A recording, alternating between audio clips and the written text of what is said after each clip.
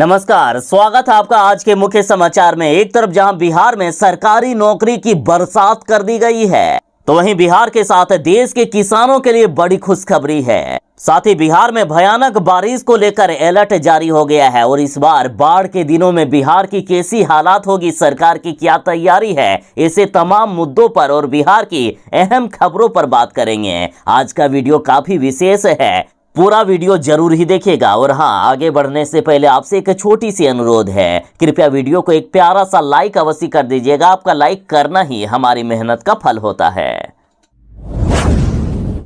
यदि आप बिहार में रहते हैं और सरकारी नौकरी की तलाश कर रहे हैं तो आपके लिए सबसे बड़ी खबर आ चुकी है। राजस्व विभाग में अमीन के पद पर होगी बम्पर बहाली, 10,000 पदों पर बहाली की जाएगी। देखिए, किशनगंज में राजस्व एवं भूमि सुधार मंत्री डॉक्टर दिलीप कुमार जायसवाल एक कार्यक्रम के दौरान ये घोषणा कर दिए हैं कि कई सालों से अमीन की संख्या में कमी होने के कारण पूरे बिहार में जमीन से जुड़े कई मामले फंसे हुए हैं, जो बिहार के लिए एक बड़ी समस्या है, जिसे दूर करने के लिए इसी महीने के अंत तक 10,000 अमीन की बहाली करने की तैयारी बिहार सरकार की है। यानी इसी जून महीने में 10,000 अमीन की बहाली के लिए नोटिफिकेशन आने वाला है। आप फॉर्म भर सकते हैं। फॉर्म भरने के लिए लगभग 25 से 30 दिनों तक का समय दिया जाएगा। और सुनिए, राजस्व मंत्री का कहना है कि राजस्व विभाग को भी पूरी तरीके से डिजिटलाइज्ड कर दिया जाएगा, जिसका लाभ पूरे प्रदेश की जनता को मिलेगा। मैं वादा करता हूं कि अगले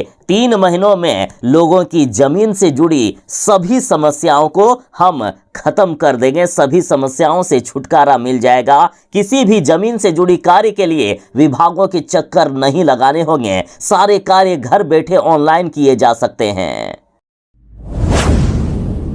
बिहार के साथ देश के किसानों के लिए बड़ी खुशखबरी है। किसानों के खाते में आ जाएंगे खटाखट 2,000 रुपए। माननीय प्रधानमंत्री नरेंद्र मोदी जी ने पीएम किसान सम्मान निधि योजना की 17वीं किस्त की राशि जारी कर दिए हैं। देश के 9 करोड़ से भी अधिक किसानों को बड़ी सौगात दे दी गई है। 17वें किस्त की राशि के रूप में किसानों के खाते में 2-2 हजार रुपए आना शुरू हो गए। बता दें कि शपथ ग्रहण के अगले ही दिन यानी 10 जून को ही प्रधानमंत्री नरेंद्र मोदी ने किसान सम्मान निधि योजना की 17वीं किस्त की राशि जारी करने के लिए 20,000 करोड़ रुपए जारी कर दिए थे। और अब प्रधानमंत्री जी ने 18 जून को वाराणसी से किसान सम्मान निधि योजना की 17वीं किस्त की राशि जारी कर दिए हैं। कई किसानों के खाते में पैसे मिल गए हैं। जिनको नहीं मिले हैं उनको भी कुछ ही घंटों में पैसे मिल सकते हैं।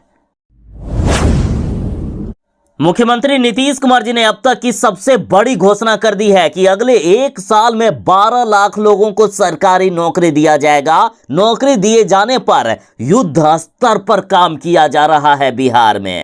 देखिए, इस बार ही नहीं बल्कि पिछले 5 सालों से बिहार में चुनावी मुद्दे में सबसे अहम मुद्दा रोजगार और सरकारी नौकरी का रहा है। अब नीतीश कुमार जी अच्छी तरीके से समझ चुके हैं कि यदि जनता से वोट लेना है तो उन्हें सरकारी नौकरी देना होगा, रोजगार देना होगा। और कुछ ही महीनों में बिहार विधानसभा का चुनाव हो सकता है और इसीलिए नीतीश कुमार जी ने अब अपने सारे कामों को छोड़कर सबसे पहले युद्ध स्तर पर सरकारी नौकरी देने के काम की शुरुआत कर दिए हैं। युद्ध स्तर कहने का मतलब है कि यदि अगर युद्ध हो जाए अभी तो किस तरह सरकार तेजी से काम करेगी, उसी तरीके से रोजगार और नौकरी देने पर सरकार काम करने वाली है। तो वहीं अगले 3 महीनों के अंदर 2 लाख से भी ज्यादा सरकारी नौकरी दे दी जाएगी। मुख्यमंत्री जी ने कहा है कि हमने जो 10 लाख सरकारी नौकरी देने का वादा किया था ना, तो अब 10 लाख नहीं बल्कि 12 लाख सरकारी नौकरी देंगे। साथ ही 10 लाख रोजगार देने का जो वादा किया है उसे भी हम पूरा करेंगे। मुख्यमंत्री नीतीश कुमार जी ने कहा है कि लोकसभा चुनाव के बाद भी कुल 5,17,000 सरकारी सेवकों की नियुक्ति के लिए विभिन्न विभागों को अधियाचना भेजी जा चुकी है। ये प्रक्रियाधीन है, यानी 5,17,000 नौकरी अगले 5 महीनों के अंदर मिलने वाला है। इतनी तेजी से काम किया जा रहा है कि 3 महीनों में 2 लाख सरकारी नौकरी निकाल दी जाएगी और अगले 5 महीनों में 5,17,000 सरकारी नौकरी दे दी जाएगी। देखिए, बिहार सरकार ने अब तक लगभग 5 लाख सरकारी नौकरियां दी है और 5 लाख सरकारी नौकरी के लिए अधियाचना भेजी जा चुकी है। बाकी बचे जो 2 लाख सरकारी नौकरी है उसे भी मार्च 2025 तक पूरा कर लिया जाएगा। रोजगार पर भी नीतीश कुमार जी ने कहा कि हमने तो 10 लाख रोजगार देने का वादा किया था ना, तो अब लक्ष्य से 2 गुना रोजगार भी दिया जाएगा। बिहार वालों के लिए बड़ी खुशखबरी है। बिहार में भयानक बारिश की शुरुआत होने वाली है। बिहार में मानसून की शुरुआत 20 जून से ही हो जाएगा। बिहार में गर्मी से पूरी तरीके से राहत मिलेगी। बिहार वालों के लिए खुशखबरी है। बिहार में झमाझम बारिश होगी और टूटेगा पिछले 2 दशकों का रिकॉर्ड। बिहार में मानसून लेट हो गया था, लेकिन अब बड़ी खबर है कि बिहार में मानसून की बारिश की शुरुआत हो गई है। अभी से ही कुछ जिलों में बारिश शुरू हो गया है। बाकी 20 जून से ही बिहार के सभी जिलों में भयानक से भी भयानक बारिश की शुरुआत होगी। इतनी तेज वर्षा होगी कि पिछले 2 दशकों का रिकॉर्ड टूटेगा। इस बार मानसून पूर्णिया के रास्ते बिहार में एंट्री करने वाला है और बिहार में इस भयानक बारिश को लेकर सरकार भी अलर्ट हो गई है। लगातार पुलों को, तटबंधों को मजबूत कर लिया गया है और अब इसकी निगरानी की जा रही है। लगातार सरकार ने दावा किया है कि इस बार बिहार में किसानों को कोई दिक्कत नहीं होने दी जाएगी। चाहे कितने भी ज्यादा बारिश क्यों ना आ जाए, किसानों के फसल इस बार नहीं डूबेंगे। साथ ही लोगों को घर द्वार छोड़कर इस बार पलायन नहीं करना होगा। इस बार नदियों के पानी को रोकने के लिए या जनता को बचाने के लिए पर्याप्त कदम उठाए गए हैं। अब देखना यह है कि सरकार के इस वादों में आखिर कितना दम है। बिहार में मानसून आने वाला है। फिर से बिहार में बारिश के दिन आने वाले हैं। हर साल बिहार में उजड़ते हैं आशियाने, पानी में डूब जाते हैं कई घर और तबाही का मंजर हर साल बिहार की यही कहानी है। और ये होता है कुछ नेताओं के भ्रष्टाचारी होने के कारण। बिहार के कई नेता हैं जो भ्रष्टाचार का पैसा खा खा कर अपनी तोंद बढ़ा लिए हैं और जब तक ये तोंद फूटेगा नहीं तब तक ऐसे ही ये लोग भ्रष्टाचार करते रहेंगे।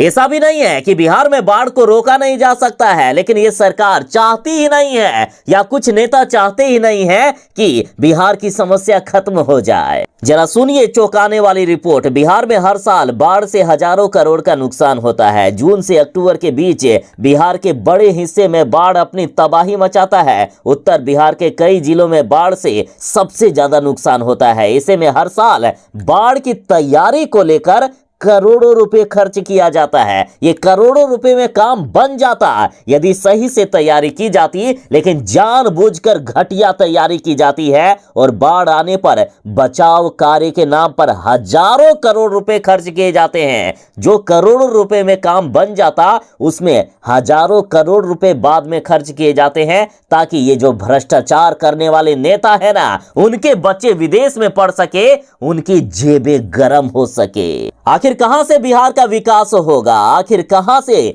बिहार सुधरेगा जब बिहार में हर साल बाढ़ के दौरान आधा पैसा बिहार का खर्च हो जाता है? और सुनिए, जल संसाधन विभाग की ओर से इस साल बाढ़ पूर्व 150 योजनाओं पर काम किया गया है, जिस पर 350 करोड़ रुपए की राशि खर्च की गई है। और यदि फिर भी बाढ़ आता है बिहार में और ये योजनाएं पानी में बह जाती है तो हजारों करोड़ रुपए खर्च होंगे। चलिए, पैसे तो खर्च होता है, चलिए मानते हैं, लेकिन बाढ़ के कारण हर साल कई निर्दोष मारे जाते हैं। हर साल हजारों लोगों की मौत हो जाती है। अब बड़ा सवाल यह है कि आखिर कब सुधरेगा बिहार? आखिर कब तक नेता बिहार में इस तरह की नौटंकी करते रहेंगे? आखिर कब तक बिहार वालों को बेघर होना पड़ेगा? आखिर कब बिहार में बाढ़ से राहत मिलेगी? आखिर कब बिहार में बाढ़ के दौरान और बारिश के दौरान लोगों की मौत रुकेगी? शिक्षा विभाग के अपर मुख्य सचिव के पाठक जी को शिक्षा विभाग से हटा दिया गया है। अब उन्हें राजस्व एवं भूमि सुधार विभाग का अपर मुख्य सचिव बनाया गया है, जबकि डॉक्टर एस सिद्धार्थ को शिक्षा विभाग का नया अपर मुख्य सचिव बनाया गया है। और जैसे ही ये अपर मुख्य सचिव बने, इन्होंने 5 मोबाइल नंबर जारी कर दिए, जहां पर आप व्हाट्सएप पर शिक्षा विभाग से जुड़ी कोई भी समस्या भेज सकते हैं। खुद एस सिद्धार्थ जी उस समस्या को देखेंगे और समाधान करेंगे। मतलब जिस तरह से आप फिल्मों में देखा करते थे ना कि कोई भी समस्या हो उसका वीडियो बनाया जाता था या फोटो खींचा जाता था और सरकार को सीधे भेज दिया जाता था, तुरंत कार्रवाई होती थी, कुछ ऐसा ही होगा अब बिहार के शिक्षा विभाग में। अब शिक्षा विभाग से जुड़ी समस्याओं का निपटारा व्हाट्सएप के जरिए किया जाएगा। इन व्हाट्सएप नंबर पर लोग अपनी समस्या लिखकर फोटो और वीडियो के साथ भेज सकेंगे। डॉक्टर एस सिद्धार्थ इन व्हाट्सएप नंबर पर आई शिकायतों का समाधान निकालेंगे। शिक्षा विभाग ने 5 मोबाइल नंबर आम लोगों की शिकायत के लिए जारी किए हैं। नंबर जरा नोट कर लीजिएगा। ये नंबर है 9229206201। फिर से याद कर लीजिए 9229206201। बस 201 में 1 को हटाकर 2 लगा देना है, लास्ट में 2 को हटाकर 3 लगा देना है, 3 के जगह 4 लगा देना है और 4 के जगह एक 5 लगा देना है। तो इस तरह से 5 मोबाइल नंबर आपको आसानी से याद हो जाएगा। एक नंबर याद करने से 5 नंबर याद हो जाएगा। 1 से लेकर 5 तक बस अंतिम के डिजिट को चेंज करते जाना है। तो शिक्षा विभाग में चाहे आपके स्कूल में हो या फिर कार्यालय में हो या कहीं भी कोई भी समस्या दिखे, तुरंत उसका वीडियो बनाइए और भेज दीजिए व्हाट्सएप पर, तुरंत समाधान होगा। चाहे शिक्षकों की कमी हो, चाहे टीचर के स्कूल नहीं आने, मिड डे मील में बच्चों को खाना नहीं मिलने या खाना की क्वालिटी खराब होने, स्कूल में बिजली कनेक्शन नहीं होना, शौचालय और पंखे की कमी, साफ सफाई, कोई भी समस्या हो, आप समाधान खुद से अब करवा सकते हैं।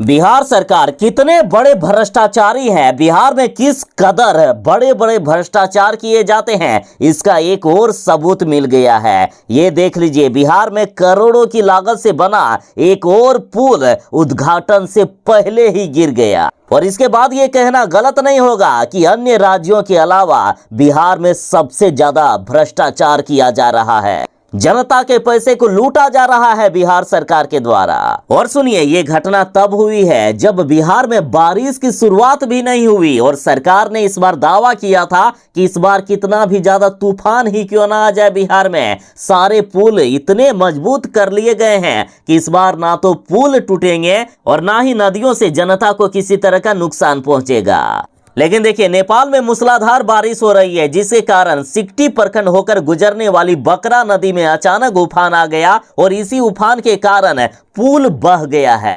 और सबसे दुखद बात तो यह है कि सरकार ने इस पुल पर 12 करोड़ रुपए खर्च कर दिए थे और ये पैसे जनता के पैसे थे। जनता के पैसे को पानी में बहा दिया गया। सिर्फ सरकार की नौटंकी और भ्रष्टाचार करने की आदत ने जनता के 12 करोड़ रुपए पानी में बहा दिए। और सुनिए, इस पुल का उद्घाटन होने वाला था, लेकिन उद्घाटन के पहले ही ये पुल टूटकर ध्वस्त हो गया। सोचिए कितना घटिया काम हो रहा है बिहार में। कभी कोई आंधी से तो कभी कोई बिना आंधी के, कभी बिना बरसात के ही पुल गिर जा रहे हैं। जितने भी भ्रष्टाचारी पकड़े जाएंगे सभी को इसी पुल में ले जाकर बांध देना चाहिए, तब जाकर ये लोग सुधरेंगे। और सुनिए, बिहार के उप मुख्यमंत्री सम्राट चौधरी जी आप ही ना कहा करते थे कि अपराधी और जो भी भ्रष्टाचारी होंगे उनको हम सोन नदी में गाड़ देंगे। तो सोन नदी तो नहीं, लेकिन जहां ये पुल गिरा है उस नदी में गाड़ दीजिए ना अपराधियों को, भ्रष्टाचारियों को। यदि दम है तो ये करके दिखाइए, सिर्फ कहने से नहीं होगा। एक ऐसा मामला सामने आया है ना, जिसे सुनने के बाद आपकी रूह तक कांप जाएगी। और इस पर राजद नेताओं ने कहा है कि बिहार के कुछ नेता ऐसे हैं जो लड़कियां सप्लाई करने का काम करते हैं। जी हाँ, बिल्कुल सही सुना आपने। बिहार के कई ऐसे नेता हैं, कई ऐसे सांसद हैं जो लड़कियों की सप्लाई करने के बाद सांसद मंत्री बने हैं। और ये आरोप आरजेडी विधायक भाई वीरेंद्र ने लगाया है। आरजेडी के भाई वीरेंद्र ने कहा है कि ये हमेशा से होता रहेगा। हमारे यहाँ ऐसे कुछ राजनीतिक लोग हैं, कुछ ऐसे नेता हैं जो सप्लायर का काम करते हैं और लड़कियों की सप्लाई करके कभी सांसद बन जाते हैं तो कभी बिहार के मंत्री बन जाते हैं। उनका काम ही है लड़कियों की सप्लाई करना और उन्हीं के इशारे पर इस तरह का काम होता है। दरअसल मुजफ्फरपुर में एक फर्जी कंपनी बनाकर नौकरी का झांसा देकर लड़कियों को बुलाया जाता था और उन्हें पकड़कर उन्हें बंधक बनाकर उनका जबरदस्ती यौन शोषण किया जा रहा था। मुजफ्फरपुर बालिका गृह कांड के बाद जिले में इस तरह की घटना सामने आने के बाद हड़कंप मच गया है। इस पर आरजेडी नेता भाई वीरेंद्र ने कहा कि ये फर्जी कंपनी वही लोग बनाते हैं जो राज्यसभा जाते हैं और बिहार में मंत्री बन जाते हैं। बिहार की सरकार ऐसे लोगों को राज्यसभा और विधान परिषद भेजती रही है और बिहार में मंत्री बना देती है। इनके खिलाफ सख्त कार्रवाई होनी चाहिए।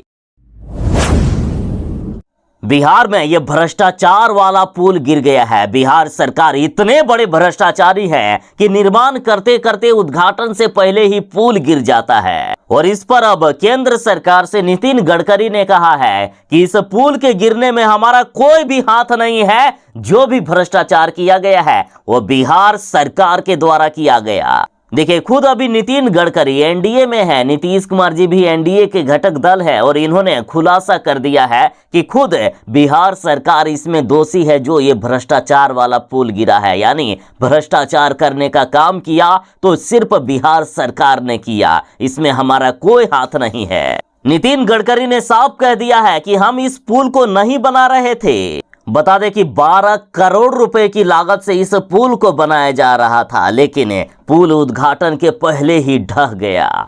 जिस पुल को इस मकसद से बनाया गया था कि नदी में चाहे कितना भी पानी आ जाए ये पुल खड़ा रहेगा, लेकिन थोड़ा सा पानी क्या बढ़ा नहीं कि सबसे पहले पुल ही टूटकर बिखर गया। वाह रे बिहार के भ्रष्टाचारी सरकार, मान गए आपके कारनामों को।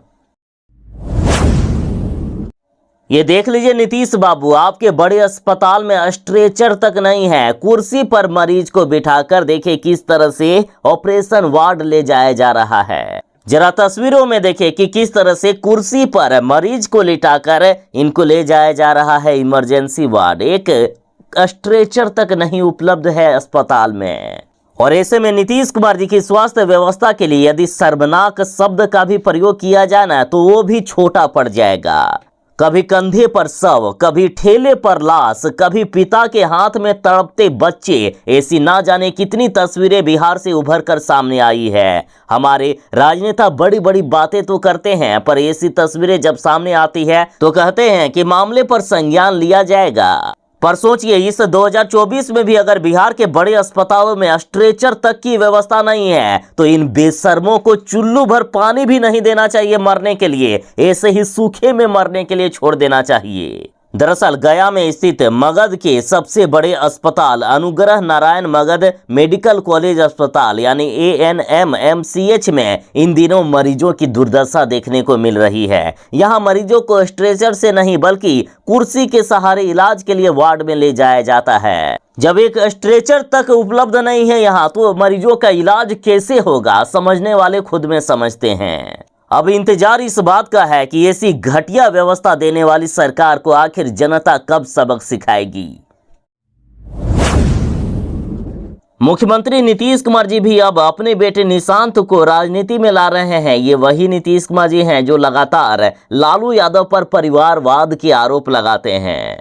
देखिए, इस बार मुख्यमंत्री नीतीश कुमार जी की पार्टी का लोकसभा चुनाव में काफी अच्छा प्रदर्शन रहा। और सुनिए, कुछ दिन पहले जब नीतीश कुमार जी महागठबंधन में आए थे तो उस समय तेजस्वी यादव को अपना उत्तराधिकारी बनाए थे। अब तक बिहार की राजनीति में नीतीश कुमार जी का कोई भी उत्तराधिकारी नहीं था, लेकिन अब बड़ी खबर है कि नीतीश कुमार जी के बेटे निशांत राजनीति में आ रहे हैं। पार्टी के कई नेताओं ने नीतीश कुमार जी से कहा कि नीतीश कुमार जी, आप भी इंजीनियर थे और आप जिस तरह से बिहार की राजनीति में कमाल करके दिखाए हैं वैसा ही क्षमता आपके बेटे निशांत में है। वे भी इंजीनियर हैं, वे भी बिहार को ऊंचाइयों तक पहुंचाएंगे और इसलिए जदयू की कमान आपके बेटे निशांत को संभालनी चाहिए। नीतीश कुमार जी ने अपने परिवार के किसी भी सदस्य को अब तक राजनीति में नहीं लाए, लेकिन अब नीतीश कुमार जी के बेटे आ रहे हैं राजनीति में। जब से बिहार के मुख्यमंत्री नीतीश कुमार जी ने ये घोषणा कर दी है कि हम 1 साल के अंदर 12 लाख सरकारी नौकरी दे देंगे, तब से तेजस्वी यादव के नौकरी दिए जाने का मुद्दा अब फीका सा पड़ गया है। पूरा बिहार आज तेजस्वी यादव को भूलते हुए अब मुख्यमंत्री नीतीश कुमार जी की बातें कर रहा है। और इसी बीच जदयू के नेता ने कहा है कि नीतीश कुमार ने पहले भी नौकरी दी है, अभी भी दे रहे हैं और आगे भी देते रहेंगे। साथ ही जदयू नेता ने यहां तक कहा कि असल में तेजस्वी यादव नीतीश कुमार के कामों का क्रेडिट ले रहे थे, इसलिए तो तेजस्वी यादव को नीतीश कुमार जी ने छोड़ा था। देखिए, बिहार सरकार के मंत्री विजय कुमार चौधरी जी ने दावा किया है कि नीतीश सरकार लगातार नौकरी और रोजगार को लेकर काम कर रही है। बिहार के युवाओं को भटकने की जरूरत नहीं है, किसी के बहकावे में आने की जरूरत नहीं है। ये सिर्फ और सिर्फ नीतीश कुमार के नेतृत्व वाली सरकार की नीतियों का ही परिणाम है जो लगातार नौकरी मिल रहा है, और ये लगातार चला है, किसी एक कालखंड की बात नहीं है। और इस बार अब तक 5,16,830 सरकारी नौकरियां दी जा चुकी है, और एक साल के अंदर मार्च 2025 तक 12 लाख सरकारी नौकरियां हम दे देंगे। और मुख्यमंत्री जी ने सभी अधिकारियों को इसके लिए युद्ध स्तर पर काम करने को लेकर आदेश दे दिया है। इस नीतीश कुमार जी की तानाशाह सरकार का एक ही रूल है कि जो हम नियम बना दिए हैं वही नियम सही है, जो हमारा आदेश आ गया है वही सही है, चाहे वो गलत ही क्यों ना हो। यदि किसी ने भी आवाज उठाने की कोशिश की, यदि किसी ने भी धरना प्रदर्शन किया, या यदि कोई सड़कों पर रैलियां करने की जरूरत की, तो उनको दौड़ा दौड़ा कर घसीट कर पीटने का हम काम करेंगे। कुछ ऐसा ही मामला पटना से सामने आया है। पटना में अमीनों पर लाठी चार्ज किया गया। अपनी मांग को लेकर सम्राट चौधरी के घर के बाहर बैठे थे ये धरना प्रदर्शन पर। जरा तस्वीरों में देखें कि किस तरह से पुलिस वाले दौड़ा दौड़ा कर घसीट कर पीटने का काम कर रहे हैं। बता दें कि ये प्रदर्शनकारी अमीन के पद पर पिछले 4 सालों से बहाल हुए थे। इन्हें सरकार ने संविदा पर बहाल किया था, लेकिन अब इन अमीनों को सरकार ने पद मुक्त कर दिया है, यानी नौकरी से निकाल दिया है। राजस्व एवं भूमि सुधार विभाग ने विगत 13 जून को सभी जिलों के डीएम को पत्र जारी कर कहा कि इन अमीनों से अब सेवा नहीं ली जाए। नीतीश सरकार के इस फैसले के खिलाफ अमीन लगातार प्रदर्शन कर रहे हैं और सरकार से इस आदेश को वापस लेने की मांग कर रहे हैं।